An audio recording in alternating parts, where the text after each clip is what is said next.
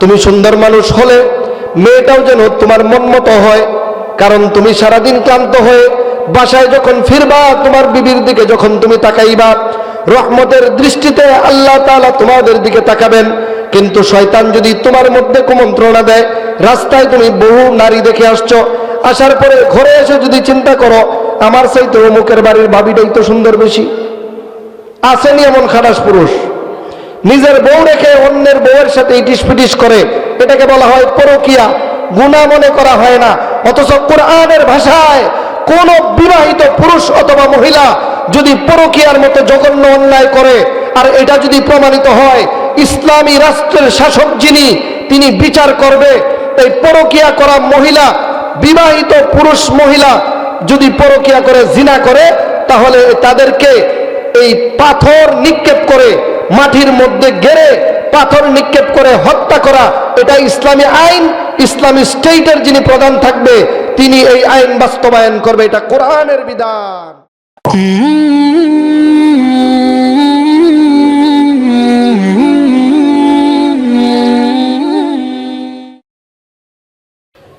আলহামদুলিল্লাহ আলহামদুলিল্লাহ নাহমাদুহু ওয়া নাস্তাঈনুহু ওয়া নাস্তাগফিরুহু ওয়া নাউযু বিল্লাহি মিন শুরুরি আনফুসিনা ওয়া মিন সাইয়্যাতি আ'মালিনা মান ইয়াহদিহিল্লাহু ফালা মুদিল্লা লাহু ওয়া মান ইউদ্লিলহু ফালা হাদিয়া লাহু ওয়া নাশহাদু আন লা ইলাহা ইল্লাল্লাহু ওয়াহদাহু লা শারীকা লাহু أما بعد فأعوذ بالله من الشيطان الرجيم بسم الله الرحمن الرحيم يا أيها الذين آمنوا قوا أنفسكم وأهليكم نارا صدق الله العظيم وقال رسول الله صلى الله عليه وسلم خيركم من تعلم القرآن وعلمه أو كما قال النبي عليه الصلاة والسلام بارك الله لنا ولكم في القرآن العظيم ونفعنا وإياكم بالآيات والذكر الحكيم سبحانك لا علم لنا إلا ما علمتنا إنك أنت العليم الحكيم وسبحانك لا فهم لنا إلا ما فهمتنا إنك أنت الجواد الكريم মুকসিদপুর মুন্সিপাড়া যুব সমাজ ও এলাকাবাসীর উদ্যোগে আয়োজিত সমস্ত মৃত ব্যক্তিদের রুহের মাগফিরাত কামনায় তৃতীয় বার্ষিক সিরাতুন নবী সাল্লাল্লাহু আলাইহি ওয়াসাল্লাম মাহফিলের সম্মানিত মুহতারাম সভাপতি হযরত মাওলানা ফখরুদ্দিন সাহেব দামাত বারাকাতুহুম, বিশেষ করে আজকের মুবারক সিরাতুন নবী সাল্লাল্লাহু আলাইহি ওয়াসাল্লামের মাহফিলের প্রধান আলোচক, সারা বাংলাদেশের সুপরিচিত ব্যক্তিত্ব হযরত মাওলানা ইয়াহিয়া মাহমুদ সাহেব দামাত বারাকাতুহুম সহ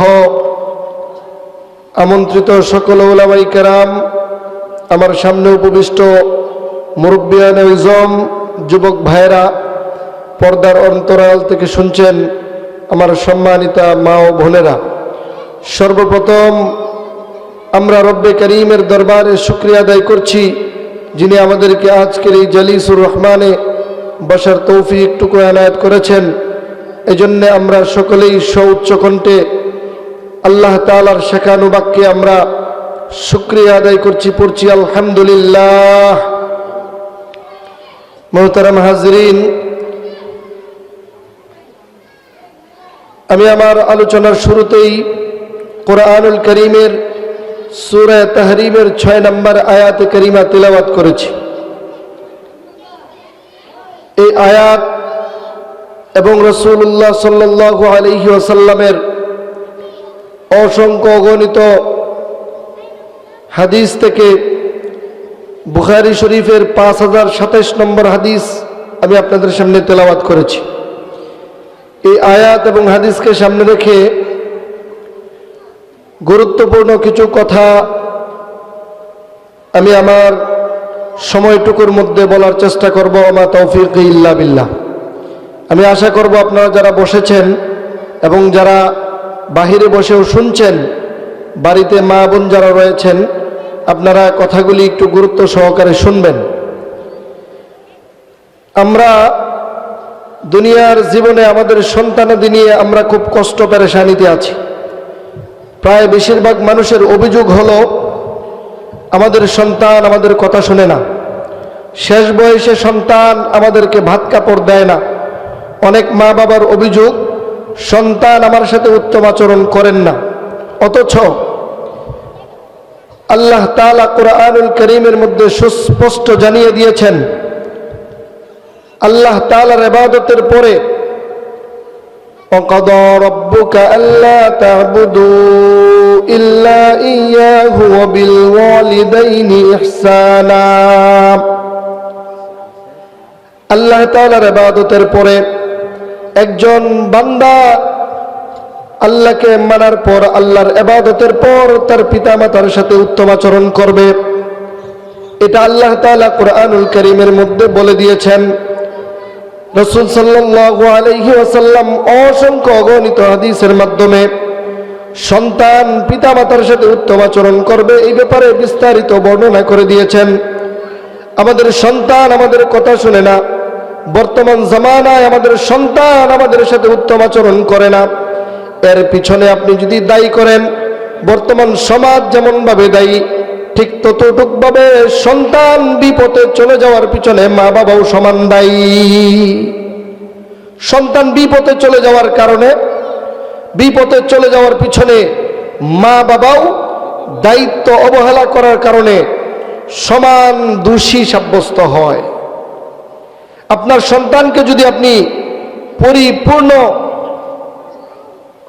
ইসলামের বিধান এবং পিতামাতার সাথে কেমন আচরণ করবে এই ব্যাপারে যদি আপনি তাকে ধারণা না দিতে পারেন, আপনি যদি সন্তানকে দুনিয়া এবং আখিরাত উভয় জাহানে একজন মুসলমানের কেমন চলা লাগবে এটা যদি শিক্ষা দিতে না পারেন, তাহলে এখানে ব্যর্থতা সমাজের চাইতে আপনি মা বাবার কম নয়। আর আল্লাহ তাআলা জানিয়ে দিয়েছেন, দুনিয়াতে সন্তান সন্ততি যেগুলি আসে এগুলি সব আমি রব্বে কারীম দান করি। কেউ চাইলেই, কোনো মানুষ যদি মনে করে যে আমি বিয়ে করব আর আমার সন্তান হয়ে যাবে, এটা কোশ্চিনকালেও সম্ভব নয়।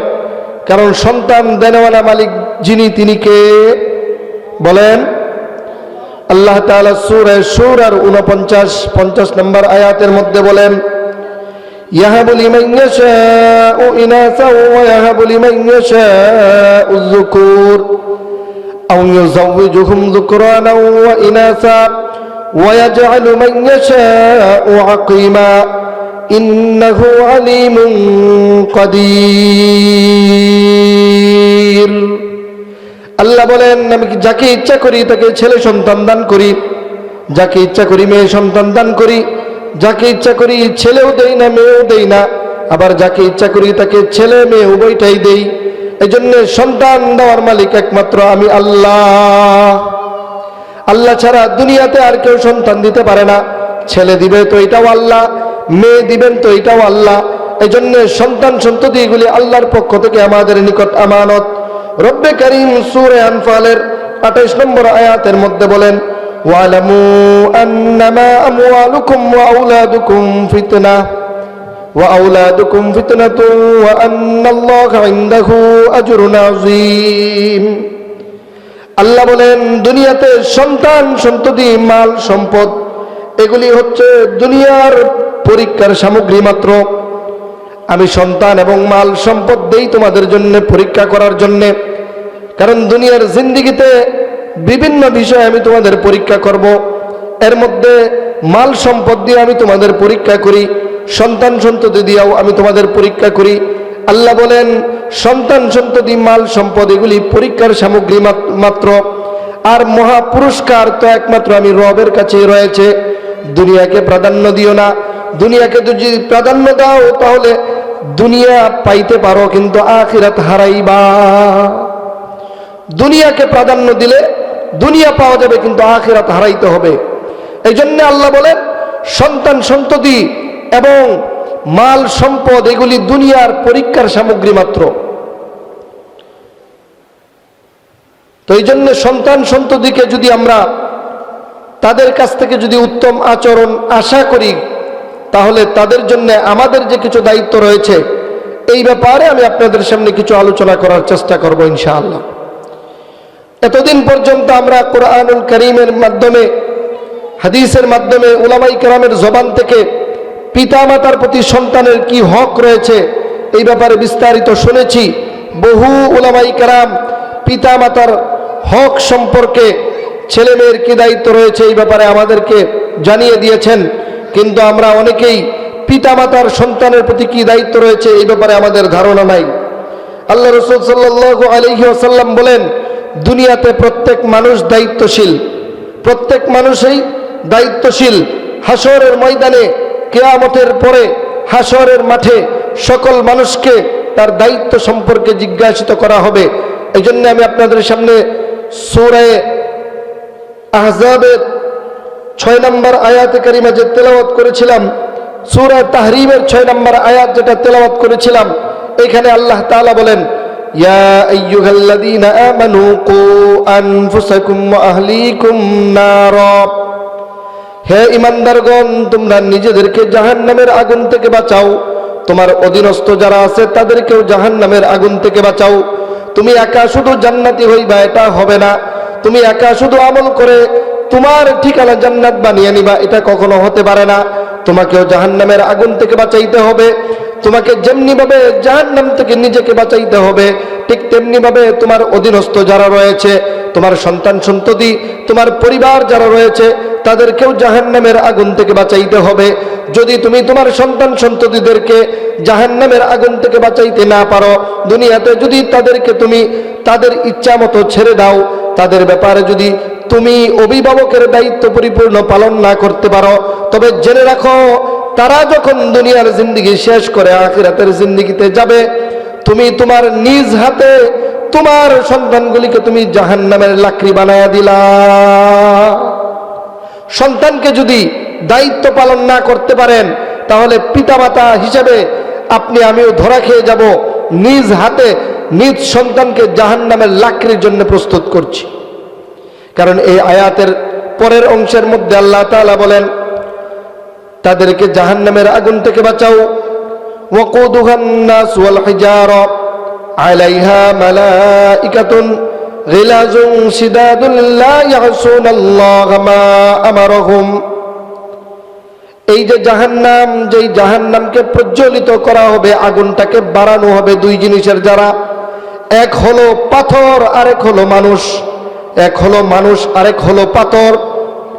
আর এর মধ্যে যেই ফেরেশতারা রয়েছে তারা এত কঠোর, এত নির্দয়, ওই দিন চিৎকার চেঁচামেচি করলেও, অনয় করলেও জাহান্নামের ফেরেশতাদের অন্তর এতটুকু পরিমাণ বিগলিত হবে না। এজন্য নিজ সন্তানকে যদি জাহান্নামের আগুন থেকে বাঁচাইতে না পারেন, উপদেশ যদি না দেন, পরামর্শ যদি না দেন, তাহলে এমন একটা সময় হবে যে নিজ সন্তানকে নিজের চোখের সামনে জাহান্নামে যাইতে দেখে ওই দিন আফসোস করা ছাড়া আর কিছু করার থাকবে না।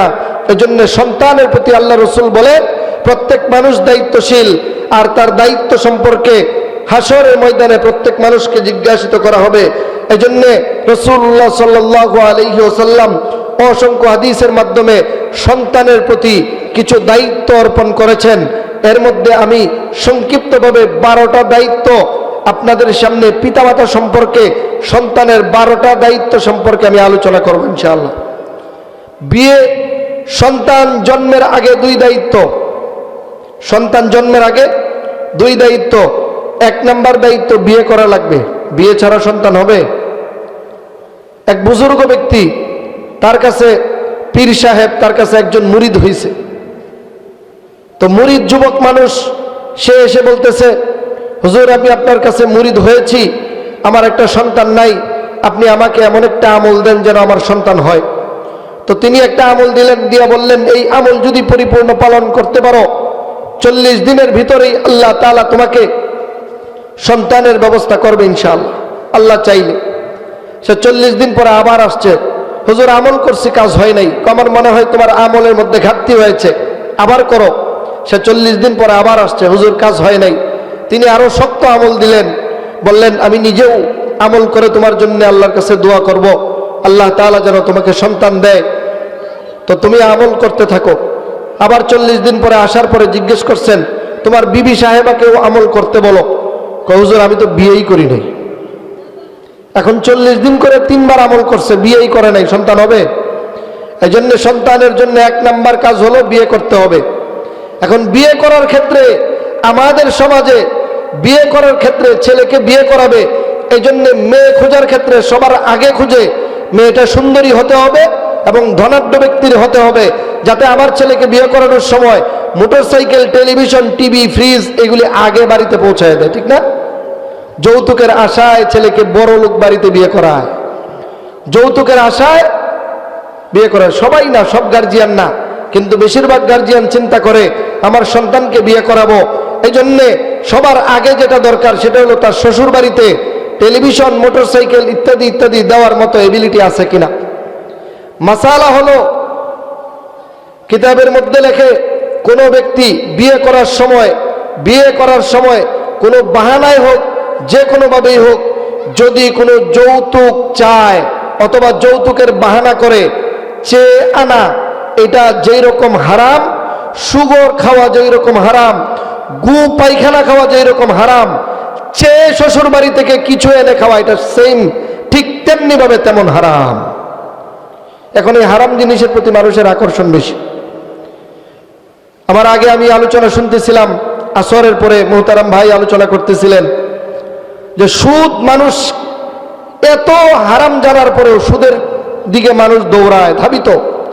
আমি যদি বলি এই এলাকার 100 ঘরের মধ্যে 90টা ঘর পাওয়া যাবে সুদের সাথে সম্পর্কিত, সরাসরি সুদ খায় না কিন্তু এনজিওতে লোন নিয়েছে, কিস্তি নিয়েছে, এমন পরিবার অভাব নেই। এজন্য হারামের দিকে মানুষের আকর্ষণ বেশি। এজন্য আল্লাহ রাসূল সাল্লাল্লাহু আলাইহি ওয়াসাল্লাম বলেন, বিয়ের আগে 2 কাজ, সন্তানকে বিয়ে করাইবা 4টা জিনিস দেখে বিয়ে করাইবা, একটা মেয়ের 4টা জিনিস দেখে বিয়ে করাইবা। বুখারী শরীফের 5090 নম্বর হাদিস, আল্লাহ রাসূল সাল্লাল্লাহু আলাইহি ওয়াসাল্লাম বলেন, তুনকাহুল মারআতু লি40, 4টা জিনিস দেখে বিয়ে করবা, লিমালিহা ওয়া লিহাসাবিহা ওয়া জামালিহা ওয়া লিদীনিহা। 1 নাম্বার, যেই মেয়েটাকে বিয়ে করবা ওই মেয়ের বংশ পরিচয় দেখবা, তোমার বংশ পরিচয় আর তার বংশ পরিচয় যেন কুফু মিলে।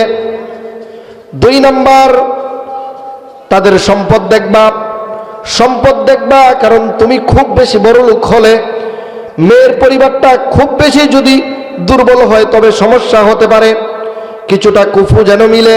এই জন্য সম্পদ দেখবা, বংশ পরিচয় দেখবা, তার সৌন্দর্য দেখবা। তুমি সুন্দর মানুষ হলে মেয়েটাও যেন তোমার মন মতো হয়, কারণ তুমি সারাদিন ক্লান্ত হয়ে বাসায় যখন ফিরবা, তোমার বিবির দিকে যখন তুমি তাকাইবা, রহমতের দৃষ্টিতে আল্লাহ তাআলা তোমাদের দিকে তাকাবেন। কিন্তু শয়তান যদি তোমার মধ্যে কুমন্ত্রণা দেয়, রাস্তায় তুমি বহু নারী দেখে আসছো, আসার পরে ঘরে এসে যদি চিন্তা করো আমার চাইতে অমুকের বাড়ির ভাবিটাই তো সুন্দর বেশি, আসেনি এমন খাটাস পুরুষ, নিজের বউ রেখে অন্যের বউয়ের সাথে ইটিস পিটিস করে, এটাকে বলা হয় পরকীয়া, গুনাহ মনে করা হয় না। অথচ কোরআনের ভাষায় কোন বিবাহিত পুরুষ অথবা মহিলা যদি পরকীয়ার মতো জঘন্য অন্যায় করে, আর এটা যদি প্রমাণিত হয়, ইসলামী রাষ্ট্রের শাসক যিনি, তিনি বিচার করবে। এই পরকীয়া করা মহিলা, বিবাহিত পুরুষ মহিলা যদি পরকীয়া করে, জিনা করে, তাহলে তাদেরকে এই পাথর নিক্ষেপ করে, মাটির মধ্যে গেড়ে পাথর নিক্ষেপ করে হত্যা করা, এটা ইসলামী আইন। ইসলামী স্টেটের যিনি প্রধান থাকবে তিনি এই আইন বাস্তবায়ন করবে, এটা কোরআনের বিধান। ইসলামের দেশ না মুসলমানের দেশ? আমরা মুসলমানরা ঠিক মতো কথাও বলতে পারি না, বিগত দিনে দেখছেন না? এখন তো কিছুটা পরিবেশ হয়েছে, তো এই জন্যে তুমি যেমন সুন্দর, তোমার যেমন চাহিদা হয়, রসুল এই জন্যে বলেছেন সুন্দর দেখো। 4 নাম্বার বলেছেন ওয়ালিদিনিহা, তার দিনদারিতা দেখো। 3টা জিনিস তোমার কাছে মনে হয়েছে কিছু কম আছে, কিন্তু যেই মেয়েটাকে তুমি বিয়ে করবা ওই মেয়েটার দিনদারিতা একটু বেশি আছে। দিনদারিটা যদি পেয়ে যাও, ফাসফার বিযাতিদ দ্বীন, দিনদারিটাকে প্রাধান্য দিয়ে দাও। আল্লাহ তাআলা দিনদারি প্রাধান্য দেওয়ার কারণে তোমাদের এই বিয়ের মধ্যে রব্বুল আলামিন বরকত নাজিল করে দিবেন। মেয়েটা দিনদার দেখে বিয়ে করে নাও, কারণ এখন দিনদারিতার বড় অভাব, সুন্দরীর অভাব নাই, সুন্দরীর অভাব নাই। মেয়ে খুঁজতে যাবেন, দিনদার মেয়ে পাও বড় অভাব। কারণ আমাদের সমাজ এমন একটা সমাজ, এমন একটা দিকে দৌড়াচ্ছে, যেই সমাজে আপনি চাইলেও একটা ছেলে মেয়ে দিনদারিতা বজায় রেখে চলা বড় কঠিন। বর্তমান জামানা, বর্তমান যুগ, ইন্টারনেটের যুগ। ইন্টারনেটের মাধ্যমে বলেন অথবা যে কোনো মাধ্যমে বলেন, টিভি স্যাটেলাইটের মাধ্যমে বলেন, মানুষগুলি দিনদারিতার পথ থেকে আস্তে আস্তে বিপদগামী হচ্ছে।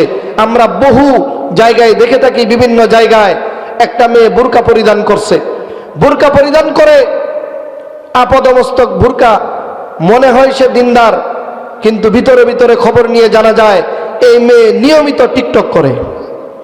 এরকম টিকটকার মেয়ের অভাব নাই। বোরকা পরিহিতা ছাড়া যারা সাধারণ যারা, এদের মধ্যে তো অভাব নাই। বোরকা পরেও এই জাতীয় টিকটকের মধ্যে আসক্ত হয়ে গেছে, নিয়মিত টিকটকের মধ্যে ভিডিও দিচ্ছে। সে মনে করতেছে আমার দিনদারিতাও ঠিক থাকলো, আল্লাহকেও খুশি রাখলাম, শয়তানকেও কিছু খুশি রাখলাম, অসুবিধা কি? হ্যাঁ, চলছে এমন সমাজ। যুব সমাজ কোন দিকে আগাচ্ছে?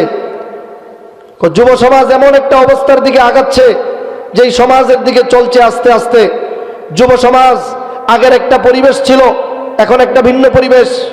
আগে যুব সমাজের যারা ধূমপান করত, কোনো মুরব্বী দেখলে ধূমপান ফালাইয়া দিয়া লজ্জায় মাথাটা একদিকে দিয়ে সাইড হয়ে চলে যাইত। কোনো একটা ছেলে কোনো একটা বেগানা মেয়েকে নিয়ে প্রকাশ্যে কোনো মানুষের সামনে দিয়া ঘুরতো না।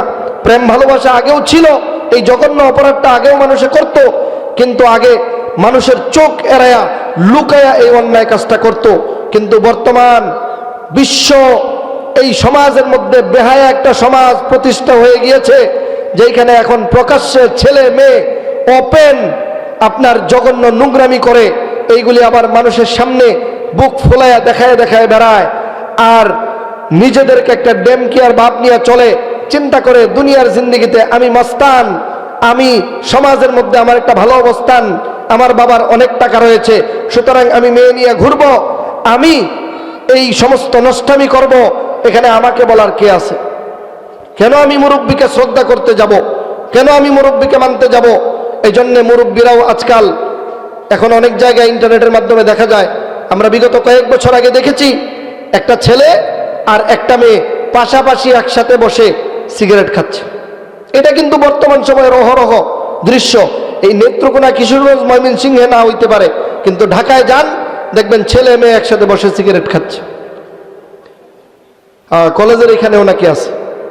যে মেয়েটা বসে সিগারেট খাচ্ছে তাকে যদি আপনি বলেন সিনিয়র পার্সন হিসেবে, তুমি একটা মেয়ে মানুষ, কেন সিগারেট খাচ্ছ? সে সর্বপ্রথম আপনাকে যে বেয়াদবি জবাবটা দিবে সেটা বলবে, আমি আমার টাকায় সিগারেট খাচ্ছি, তাতে আপনার কি? আপনি কেন নাক গলাবেন? 2 নাম্বার, সে বলবে সিগারেট খাওয়া যদি ছেলে খাইতে পারে, আমি সমান অধিকার রাখি, আমি কেন খেতে পারবো না? 3 নাম্বার যে অবস্থাটা হবে, আপনি তাকে বলবেন, দেখবেন তার সাথে আরো কিছু বকাটে ছেলে পেলে এসে আপনাকে উল্টো হেনস্থা করবে।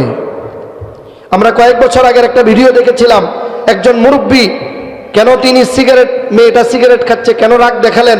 এই জন্য তাকে এমন অবস্থা হয়েছে, সর্বশেষ ওনাকে সোশ্যাল মিডিয়ার মাধ্যমে মানুষের তাদের কাছে সাধারণ ক্ষমা চাইতে বাধ্য হয়েছে। দেখেন নষ্টামির এমন একটা পর্যায়ে চলে যাচ্ছে, আমাদের যুব সমাজ এই ধ্বংসের পথে চলছে।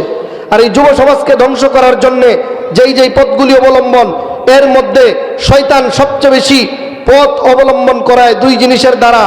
এক হলো নারী, আর এক হলো নেশা। নারীদেরকে শয়তান একটা টুক দিচ্ছে, নারীরা আজকে যার যার মতো মনে করে স্বাধীন মনে করে চলাফেরা করছে, চিন্তা করছে আমি ইউনিভার্সিটিতে পড়ি, সুতরাং আমার একটা স্বাধীনতা রয়েছে। আমার স্বাধীনতার মধ্যে এই সেকেলে ব্যাকডেটেড হুজুররা কেন কথা বলবে? আমি ইউনিভার্সিটিতে পড়ি, আমি আমার পোশাকের ব্যাপারে স্বাধীন। এই জন্য তারা মহিলাদের যেই মহিলা জাতীয় পোশাক আছে এই পোশাকগুলি আজকে ছেড়ে দিয়েছে। এখন পিছন থেকে অনেক সময় দেখে বোঝাও যায় না কোনটা ছেলে কোনটা মেয়ে। ছেলেও প্যান্ট পরছে গেঞ্জি পরছে, মেয়েও প্যান্ট পরছে গেঞ্জি পরছে। ছেলের চুলও এরকম বাবরি চুল, মেয়ের চুলও বব কাটিং। মেয়েরা যেটা চুল কাটে ঘাড় পর্যন্ত এটাকে বলে বব কাটিং। আর ছেলেরা তো হলো এটা স্টাইলে চুল রাখছে, সুন্নত যে বাবরি সেটা নয়, স্টাইলে রাখছে। এদিক দিয়া নাই, দুই পাশ দিয়া নাই, উপরে আছে না নাই, এটাকে আবার তারা স্টাইল বলতেছে, আধুনিক। এই যে অবস্থাটা চলছে, ছেলেও বোঝা যায় না মেয়েও বোঝা যায় না। এই মেয়েদের টুপটা দিয়া ছেলেদেরকে বয়ফ্রেন্ড গার্লফ্রেন্ড জাস্ট ফ্রেন্ড কয়, ছেলে মেয়ে বন্ধুত্ব। আল্লাহ রাসূল সাল্লাল্লাহু আলাইহি ওয়াসাল্লাম সুস্পষ্ট হাদিসের মধ্যে বলে দিয়েছেন, বেগানা কোনো পুরুষ নারীর সাথে কোনো সম্পর্ক হতে পারে না, যেটা হয় সবটাই জিনা। কারণ আমরা মনে করি অনেকেই জিনা মনে হয় শুধু একত্রে একটা রুমের মধ্যে অন্যায় খারাপ কাজ করা, এটাই জিনা। আল্লাহ রাসূল বলেন না, জিনার প্রকার রয়েছে। চোখের দেখা যেটা এটা জিনা, চোখের জিনা। হাত দ্বারা স্পর্শ করা হাতের জিনা, পা দ্বারা জিনার জায়গায় যাওয়া এটা পায়ের জিনা। প্রত্যেকটা অঙ্গ প্রত্যঙ্গের মাধ্যমে জিনা হয়। অন্তরের মধ্যে নিজের বৈধ বিপীড়িত অন্য কোনো মেয়েকে নিয়ে চিন্তা করা, এটাও অন্তরের জিনা। এই যে জিনার পথ সহজ করে দেওয়া, ছেলে মেয়ের বেশ ধারণ করতেছে, মেয়েরা ছেলের বেশ ধারণ করছে। কি বলবো, বিয়ের অনুষ্ঠান, বিয়ে করে আল্লাহ রাসূল বলেছেন যার সামর্থ্য রয়েছে সে যেন বিয়ে করে নেয়। আল্লাহ তাআলা যৌবনের হেফাজতের জন্য বিয়ের বৈধ ব্যবস্থা রেখেছেন। বিয়ে করতে যায় আল্লাহ তাআলার বিধান, রাসূলের সুন্নত। এই বিয়ের মধ্যে ছেলে যেই পোশাক পরে এই পোশাকটাও মেয়েদের মতো অনেকটা ওড়না একটা থাকে কি থাকে না? ওড়না কি ছেলেদের জন্য না মেয়েদের জন্য? তো মেয়েদের জিনিস ছেলেরা পরে। এখন আসলে কি বুঝতে চায় কি করতে চায় জানা নাই। এরপরে এখন শুনেন, রাসূল সাল্লাল্লাহু আলাইহি ওয়াসাল্লাম এদের ব্যাপারে হাদিস বলেন, قال رسول الله صلى الله عليه وسلم المتشبهين من الرجال بالنساء والمتشبهات من النساء بالرجال لعن رسول الله صلى الله عليه وسلم المتشبهين من الرجال بالنساء والمتشبهين من النساء بالرجال। আল্লাহ রাসূল বলেন, আল্লাহর লানত, আমি রাসূলের লানত তাদের উপর। রাসূল বলেন আমি তাদেরকে লানত দেই, অভিশপ্ত করি, যেই সমস্ত মহিলারা পুরুষের বেশ ধারণ করে আর যেই সমস্ত পুরুষরা মহিলাদের বেশ ধারণ করে, অর্থাৎ পুরুষরা মহিলার বেশ ধারণ করে, মহিলা পুরুষের বেশ ধারণ করে, তাদের উপর আমি রাসূলের লানত, রাসূলের অভিশাপ। আজকের এই সিরাত মাহফিল আমরা এখান থেকে শিখব কোন কাজগুলির মাধ্যমে রাসূল সাল্লাল্লাহু আলাইহি ওয়াসাল্লামের জীবনী সম্পর্কে আমরা জানার মাধ্যমে আমাদের জিন্দেগিকে আমরা ইসলামের পথে চালাবো। এখন মানুষের অবস্থা হয়ে গেছে এমন, নিজের স্বাধীনতার বলে নিজেদেরকে জাহান্নামের লাকড়ি হিসেবে নিজেরাই নিজেদেরকে উপস্থাপন করছে। আর আমাদের গার্জিয়ানরা এই সমস্ত মেয়েদেরকে ছেড়ে দিয়েছে। বাবা নামাজ পড়ে, আমার কথা অনেকের গায়ে লাগতে পারে, কিন্তু গায়ে লাগলেও কিছু করার নেই। আল্লাহ যেখানে নির্দেশ দিয়েছেন তুমি তোমাকে এবং পাশাপাশি তোমার পরিবারকে জাহান্নামের আগুন থেকে বাঁচাও। বাবা নিজে 5 ওয়াক্ত নামাজি, হজ করে এসেছেন, কিন্তু মেয়ে প্যান্ট শার্ট পরে বেপরদায় শহরের মধ্যে ঘুরতেছে, আছে না নাই? বিউটি পার্লারগুলিতে যায়, বাবার কাছ থেকে টাকা নিয়ে যায়, স্বামীর কাছ থেকে টাকা নিয়ে যায়, বিউটি পার্লারে সাজতে যাব। এই যে বিউটি পার্লারগুলি যারা পরিচালনা করে, এদের 1 নাম্বার কাজ হলো এরা ভ্রু প্লাক করে কি করে না? ভ্রু প্লাক করে। বিউটি পার্লারের মধ্যে যারা ভ্রু প্লাক করে, চুল কেটে দেয়, এই কাজগুলি সম্পূর্ণ হারাম, অভিশপ্ত কাজ। মুসলিম শরীফের 2125 নম্বর হাদিস, আব্দুল্লাহ ইবনে মাসউদ রাদিয়াল্লাহু তাআলা আনহু বলেন, যারা শরীরের মধ্যে উল্কি অঙ্কন করে, টেটু আঁকে, টেটু এবং যাকে এঁকে দেয়, যে আঁকে এবং যে এঁকে দেয়, যারা ভ্রু প্লাক করে এবং যে করে দেয়, যারা দাঁতের ফাঁকা জায়গাগুলি, দাঁতগুলিকে আঁকা বাঁকা দাঁতগুলিকে, অথবা যেইভাবে প্রাকৃতিকভাবে দাঁত রয়েছে এইগুলির মধ্যে সৌন্দর্যের জন্য তাদের দাঁতের মধ্যে ফাঁকা সৃষ্টি করে, দাঁতের মধ্যে ছোট বড় করে, এই যে কাজগুলি যারা করে এদের ব্যাপারে রাসূল সাল্লাল্লাহু আলাইহি ওয়াসাল্লাম বলেছেন, এরা জান্নাত তো দূরের কথা, জান্নাতের সুঘ্রাণও পাবে না। নিঃসন্দেহে হারাম, অভিশপ্ত কাজ। মহিলারা এগুলি দেদারসে করছে। অনেক মহিলা নামাজি, দিনদার, পর্দা পালন করে, বুরকাও পরিধান করে, কিন্তু ভ্রু প্লাক করে। এই মহিলা জানেই না যে এই ভ্রু প্লাক করা হারাম তো হারাম, আল্লাহর রাসূলের অভিশাপ রয়েছে এদের প্রতি। আমাকে বলা হয়েছে মহিলাদের ব্যাপারে কিছু বলার জন্য, এজন্য বলছি, নচেত আর সমাজকে সচেতন করার জন্য বলা দরকার।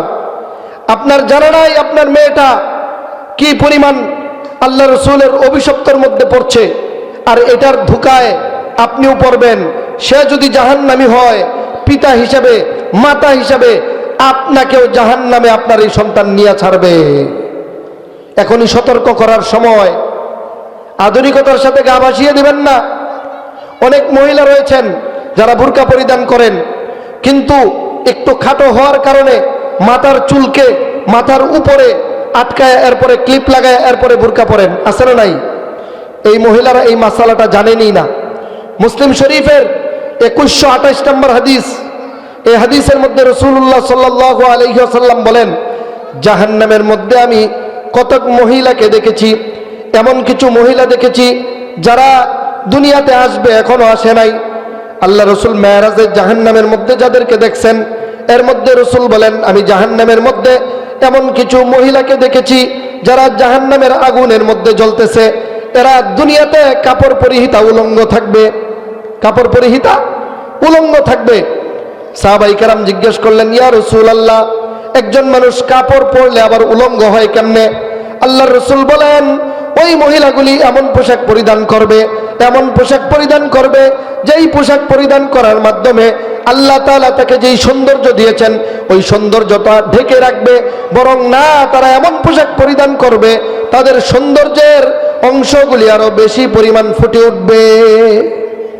এত পাতলা কাপড় পরিধান করে বর্তমান সময়ের মহিলারা, এত পাতলা, এত শর্ট, এত জঘন্য, যেইগুলির দ্বারা তার মহিলার একটা আলাদা সৌন্দর্য আছে, ওই সৌন্দর্য প্রকাশ পায়, যেই সৌন্দর্যটা মানুষের সামনে এরকম ভাবে বিলি করে বেড়ায় আর মানুষগুলিকে মনোরঞ্জনের জন্য আকৃষ্ট করে।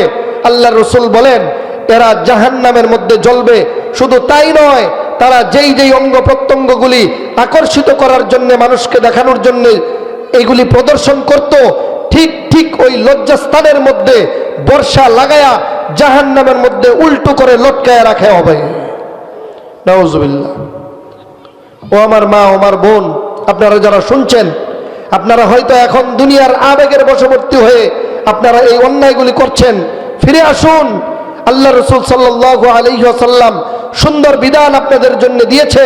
একজন মহিলা যদি বিয়ের পর তার স্বামীর পরিবারের, স্বামীর সন্তুষ্টির কারণ হয়, 5 ওয়াক্ত নামাজ আদায় করে, রমজান মাসে রোজা রাখে, নিজের ইজ্জতের হেফাজত করে, স্বামীর যত সম্পদ রয়েছে এইগুলি আগলায় রাখে, এই কাজগুলি করার মাধ্যমে স্বামীর সন্তুষ্টি নিয়ে দুনিয়া থেকে যদি বিদায় হয়, আল্লাহর রাসূল বলেন, ওই মহিলার মৃত্যুর পর আল্লাহ তাআলা বলবেন, তোমার জান্নাতের যেই দরজা দিয়ে মন চায় তুমি জান্নাতে প্রবেশ করো। মহিলাদের জন্য জান্নাত যাওয়া সহজ।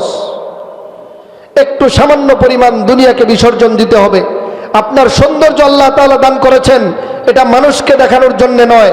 যার সাথে আপনার বিয়ে হবে ওই স্বামীকে আপনি এই সৌন্দর্য দেখাবেন, তার সাথে আপনার সম্পর্ক হবে, যেই সম্পর্কের মাধ্যমে আল্লাহ তাআলা দুনিয়াতে আপনাদের দুনিয়াটাও জান্নাতি বানায়া দিবে এবং আপনাদের মাধ্যমে দুনিয়াতে এমন একটা নেককার সন্তান জন্মগ্রহণ করবে যেই সন্তানটা আপনাদের দুনিয়াতেও কল্যাণের হবে, আখিরাতেও আপনার এই সন্তানের মাধ্যমে আপনারা জান্নাতের বাসিন্দা হতে পারবেন। আপনি একটা সন্তান জন্ম দিলেন, স্বামীর সাথে স্বামী স্ত্রী মিলে সন্তুষ্টি চিত্তে আল্লাহ তাআলার ইবাদত করেন, পরিপূর্ণভাবে একটা সন্তান দুনিয়াতে জন্ম দিলেন, দেওয়ার পরে তাকে দ্বীন শিক্ষা দিলেন। দ্বীন শিক্ষার কারণে ওই সন্তানটা হাশরের মাঠে যখন আল্লাহ তাআলা তাকে সম্মানিত করবেন, সম্মানিত করার সঙ্গে সঙ্গে আল্লাহ বলেন, বান্দা আমি শুধু আমার বান্দাকে সম্মানিত করব তা নয়, বরং তার গর্বিত পিতামাতা যে এই সন্তানটাকে দ্বীন শিক্ষা দেওয়ার জন্য নিজেদেরকে বিসর্জন দিয়েছে, দুনিয়ার ভালো কিছুর চিন্তা না করে আখিরাতের চিন্তা করে এই সন্তানটাকে দ্বীন শিক্ষা দিয়েছে, আজকে এই সন্তানের পাশাপাশি সন্তানের পিতামাতাকেও আমি মর্যাদাবান করে দিব। হাফেজে কোরআন এমন একজন সন্তান, যেই সন্তানটা দুনিয়া থেকে বিদায় হয়ে যাওয়ার পর হাশরের মাঠে রব্বুল আলামিন তাকে এমন 10 জন জাহান্নামী মানুষ, যাদের ব্যাপারে জাহান্নামের ফয়সালা হয়ে গিয়েছে, এমন 10 জন মানুষকে সুপারিশ করে জান্নাতে নিয়ে যাওয়ার জন্য দিয়ে দিবেন। শুধু তাই নয়, আল্লাহ বলেন, আল্লাহর রাসূল বলেন, হাফেজে কোরআনের মা বাবাকে ডাকা হবে। ডাকার পর সমগ্র হাশরবাসী মানুষের সামনে তাদের মাথায় এমন একটা নূরের টুপি পরায় দেওয়া হবে, যেই নূরের টুপিটার উজ্জ্বলতা কেমন হবে, আল্লাহর রাসূল বলেন, দুনিয়ার সূর্যের আলো যেমন, দুনিয়ার সূর্যের আলোর চাইতে আরো কয়েক কোটি গুণ বেশি উজ্জ্বল হবে। সম্মানিত হবে কি হবে না? হবে। এই জন্য আপনাকে একটু বিসর্জন দিতে হবে। ফিরে আসুন ইসলামের পথে, ফিরে আসুন দ্বীনের পথে। আপনার জন্যে আল্লাহ তাআলা পথ খোলা রেখেছেন।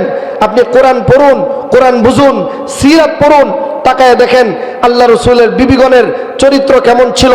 আপনি তাকায় দেখেন বিভিন্ন কাফেরের বিবি যাদের ঈমান ছিল, তাদের ঈমান কেমন ছিল, তাদের জিন্দেগি কেমন ছিল। দুনিয়ার জিন্দেগি ক্ষণস্থায়ী জিন্দেগি নষ্ট করবেন না।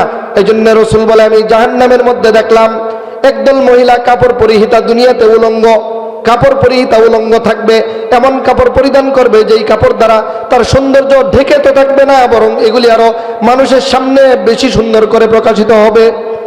2 নাম্বার, ওই সমস্ত মহিলা যারা তাদের মাথার চুলকে হেলে যাওয়া উটের পিঠের মধ্যে একটা কুচ থাকে, দেখছেন কিনা? উট দেখছেন আপনারা?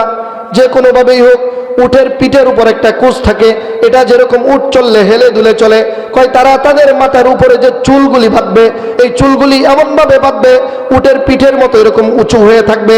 এই মহিলাগুলি জান্নাত তো দূরের কথা, জান্নাতের সুঘ্রাণ পর্যন্ত পাবে না। আল্লাহ রসুল বলেন, জান্নাতের সুঘ্রাণ বহু দূর থেকে পাওয়া যায়, অথচ ওই সমস্ত মহিলাগুলি এই অন্যায়গুলি করার কারণে তারা জান্নাতের সুঘ্রাণ কোনোদিন পাবে না। বড় জিন্দেগি আমাদের। বিয়ে করার পরে যে কিছু দোয়া নিয়ম কানুন আছে, এগুলি আমাদের মুসলমান সমাজ জানেই না। আপনি জিজ্ঞেস করবেন বড় ডক্টর ইঞ্জিনিয়ার, যদি জিজ্ঞেস করেন যে আপনার স্বামী স্ত্রী মিলনের সময় যে একটা দোয়া আছে এটা জানেন? হ্যাঁ, বলতেই পারবে না। অনেকে জিজ্ঞেস করলে তো গোসলের যে ফরজ আছে 3টা, এটাই জানে না অনেক মুসলমান। আপনি বিশ্বাস না করেন, জিজ্ঞেস করে দেখেন। তো সন্তান দুনিয়াতে ভালো হবে কিভাবে? একজন মানুষ শরীর নাপাক হইলে পরে যদি শরীর পাক করার নিয়মই না জানে, তো এটা হলো বিয়ের আগের 2 কাজ। এক হলো দিনদার একটা মহিলা মেয়ে বিয়ে করতে হবে, আর 2 নাম্বার হলো দোয়া, যেইখানে যেই দোয়াটা আছে এই দোয়াটা পাঠ করতে হবে। বিয়ের পরে হলো 12টা কাজ।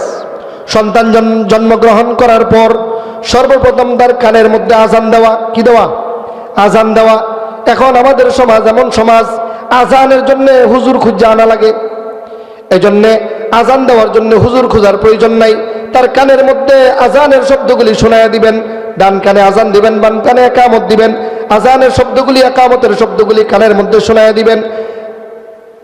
সাহাবী বলেন, রাসূলুল্লাহ সাল্লাল্লাহু আলাইহি ওয়াসাল্লামকে আমি দেখেছি হযরতে হাসানের ইন্তেকালের পর যখন ওনার কাছে আনা হয়, তখন তিনি হাসানের কানের মধ্যে আজানের শব্দগুলি শোনায়া দেয়। আজানের শব্দের মধ্যে আল্লাহ শব্দ আছে না নাই? আল্লাহু আকবার, আল্লাহু আকবার, আল্লাহ শব্দগুলি শোনায়া দিলেন। শুরুতেও আল্লাহ, আল্লাহ দিয়ে শুরু, শেষে লা ইলাহা ইল্লাল্লাহ, এটার মধ্যেও আল্লাহ, শুরুতে আল্লাহ, শেষে আল্লাহ জানায়া দিলেন, সন্তান তোমাকে আল্লাহর পরিচয় শোনায়া দিলাম। 2 নাম্বার, তাহনিক করা। কি করা? তাহনিক। তাহনিক কাকে বলে? তাহনিক 2 নাম্বার হলো তাহনিক করা। আব্দুল্লাহ ইবনে জুবায়ের, যার পিতার নাম হলো জুবায়ের, আবু বকরের কন্যা আসমা রাদিয়াল্লাহু তাআলা আনহা, তিনি যখন হিজরত করে মক্কা থেকে মদিনায় যান, কুবা নামক স্থানে যাওয়ার পর উনি সন্তান সম্ভবা ছিলেন, সন্তান হলো। সন্তান হওয়ার পর সবাই মিলে রাসূলুল্লাহ সাল্লাল্লাহু আলাইহি ওয়াসাল্লামের কাছে এই সন্তানকে নিয়ে আসলেন। আল্লাহ রসুল একজন সাহাবীর কাছ থেকে খেজুর চায়া নিলেন, নিয়ে এই খেজুরটা চাবাইলেন, চাবায়া এটা থেকে মুখ থেকে একটু লালা বের করে এই বাচ্চার উপরে তালুর মধ্যে লাগায়া দিলেন, দিয়ে নাম রাখলেন আব্দুল্লাহ ইবনে জুবায়ের। এই জন্যে এই তাহনিক করা আরো কিছু বিধান রয়েছে, আমি শুধু এখন বলে দিই যেহেতু সুযোগ আর নাই। এই জন্যে তাহনিক করা 3 নাম্বার, একটা বাচ্চাকে, নবজাতক বাচ্চাকে দেখে দোয়া করা। কি করা? দোয়া করা, মা বাবার জন্য দোয়া করা। 4 নাম্বার, তার আকিকা করা, 7ম দিনে আকিকা করা, ছেলে হলে 2টা, মেয়ে হলে 1টা। এরপরে 5ম নাম্বার, সুন্দর নাম রাখা। নাম রাখার ক্ষেত্রে আমরা মুসলমান তো বড় আশ্চর্য, এই জন্য নাম রাখা। 6 নাম্বার, ইমানি তরবিয়ত শিক্ষা দেওয়া, সন্তানকে ইমানি তরবিয়ত শিক্ষা দেওয়া। 7 নাম্বার, তার বয়স যখন হবে তখন তাকে কি করা? ধর্মীয় শিক্ষা দেওয়া। এরপরে সম্পদ বন্টন করে দেওয়া। 8 নাম্বার, যদি আপনি জীবিত অবস্থায় সম্পদ বন্টন করে দেন তাহলে ছেলেকেও যা দিবেন মেয়েকেও তাই দিতে হবে। এখানে ছেলের 2 অংশ, মেয়ের 1 অংশ হবে না। এটা অনেক পরিবার, অনেক বাবারা ভুল করেন, ছেলেকে ডাবল দিয়ে দেয়, মেয়েকে অর্ধেক দেয়। যদি বিয়ের ক্ষেত্রে মৃত্যুর আগে যদি সম্পদ বন্টন করেন তাহলে ছেলে মেয়ে সমান সমান পাবে। বয়স হলে সন্তানকে বিয়ে করায় দেওয়া। কোনো সন্তান যদি গুনাহ করে, মা বাবা বিয়ে না করানোর কারণে কোনো সন্তান যদি গুনাহ করে তাহলে এই গুনার ভাগের অংশ ওই পিতামাতার ঘাড়ের মধ্যে চাপবে। এরপরে সর্বশেষ সন্তানকে ভরণ পোষণের দায়িত্ব আপনি বাবার, এবং সন্তানের জন্য দোয়া করা, বদদোয়া না করা। আমাদের অনেক মা বাবা আছেন বদদোয়া করে। আল্লাহ রসুল বলেন প্রত্যেক মানুষের উপর দিনের যে কোনো একটা সময় আল্লাহ তাআলার রহমত তার উপর পতিত হয়। এমন সময় কোনো ব্যক্তির উপর এখন রহমত আসছে, এমন সময় যদি কোনো মা অথবা বাবা সন্তানের জন্য যদি বদদোয়া করে এটা তার উপর লেগে যাবে। এজন্য সন্তানের প্রতি বদদোয়া করতে নাই, তার জন্য দোয়া করা। আল্লাহ রসুল দোয়া করা শিখাইছেন। সর্বশেষ আল্লাহ তাআলা কোরআনুল কারীমের মধ্যে বলেন, ইয়া আইয়ুহাল্লাযীনা আমানু লা তুলহিকুম আমওয়ালুকুম ওয়ালা আওলাদুকুম আন যিকরিল্লাহ। ও ঈমানদার মুসলমান, তোমার সন্তান এবং তোমার সম্পদ যেন আমার আল্লাহর কথা তোমাকে ভুলায় না দেয়। এই জন্য সন্তানের পিছনে, সম্পদের পিছনে এমনভাবে দৌড়ায়ও না যাতে আমি আল্লাহকে ভুলে যাও। এই জন্য আল্লাহকে ভোলা যাবে না, আল্লাহকে স্মরণ রাখতে হবে। আর সন্তানগুলিকে দ্বীনি ইলম শিক্ষা দিয়ে দ্বীনের পথগুলি দেখায় দিয়া তাদেরকে সুসন্তান যদি হিসেবে তৈরি করে যেতে পারেন তাহলে আশা করা যায় আখিরাতে আল্লাহ তাআলা আপনাকেও মাফ করবে, আর এই সন্তানগুলির উসিলায় বহু মানুষের নাজাতের ব্যবস্থা হবে। আল্লাহ তাআলা আমাদের সকলকে সন্তানকে পরিপূর্ণ দ্বীন শিক্ষা দেওয়ার এবং দ্বীনি ইলম শিক্ষা দিয়ে তাদেরকে সুসন্তান বানানোর তৌফিক দান করে দিন। আমিন। ওয়া আখিরু দাওয়ানা আনিল হামদুলিল্লাহি রাব্বিল আলামিন।